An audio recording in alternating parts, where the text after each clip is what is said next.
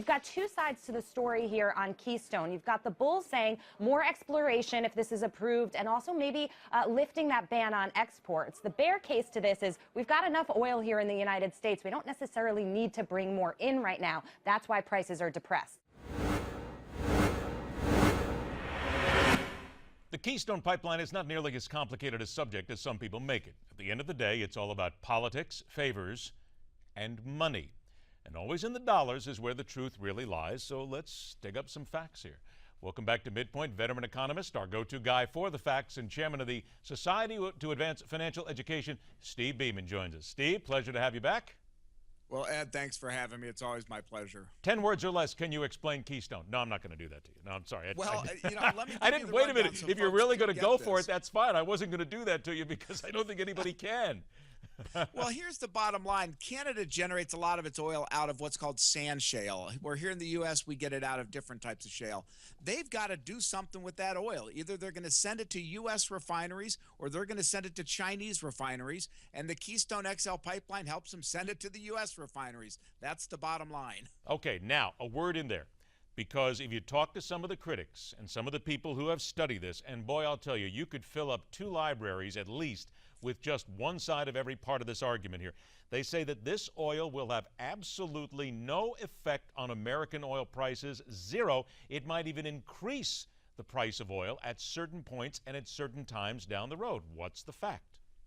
Well, I think the reality is it won't affect our prices very much. At the margin, there's not all that much oil.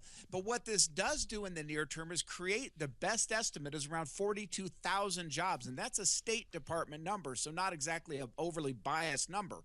It also helps fill U.S. refining capacity down in the Gulf and create longer-term jobs down there. So I think the issue here is one that we weigh the environmental concerns, which aren't that heavily weighted at this point, versus the economic opportunity of filling the refineries jobs and getting more people employed, and I think we have to come down on that side. We still have to look at the fact, and again, you're right, the State Department is talking 42,000, actually 42,100 jobs is what I have.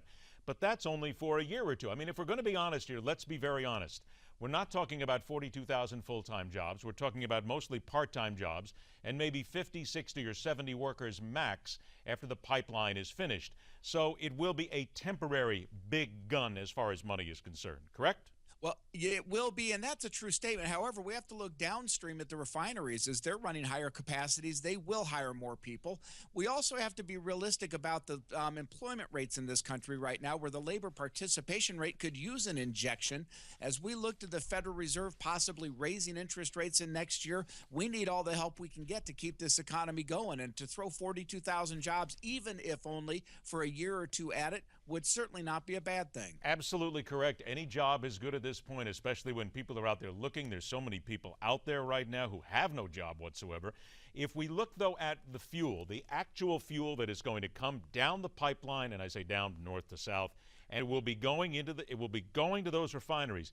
It is going to be exported, correct? There's none of it at this point that is going to be used for American consumption. That is correct. We're going to export it, which is not a bad thing. We generate an awful lot of economic activity from exporting goods and services around the world. So there's no reason that the U.S. shouldn't participate in this, generate some additional revenues and growth for our industries, rather, again, than shipping that oil over to China and having them do it. Would you then disagree with the comment made by Tim Mullaney on CNBC, who wrote an article that says economics no longer make Keystone Pipeline viable? Crude's declining, the prices are different. Would you agree that this is just not viable and we could get by without a pipeline at all right now?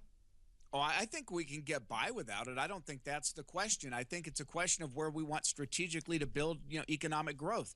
And I think to fill our refineries up with capacity, export oil, and become an exporter of that natural resource rather than an importer is a good thing.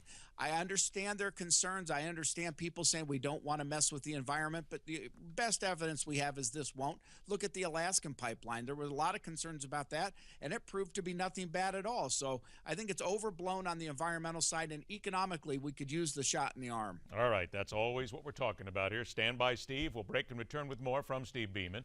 And at 51 minutes after the hour, and telling it like it is, the major college that at the moment is delivering a free education. If you want to know something, if you don't want to pay for it, if you want to know how to cover up what goes on, if you want to know how to lie, if you want to know how to make sure that you can get by not telling the truth, hey, guess what? This is a university that has got it covered for you right now. Or should we say, the athletic program. That's coming up right here on MidPoint.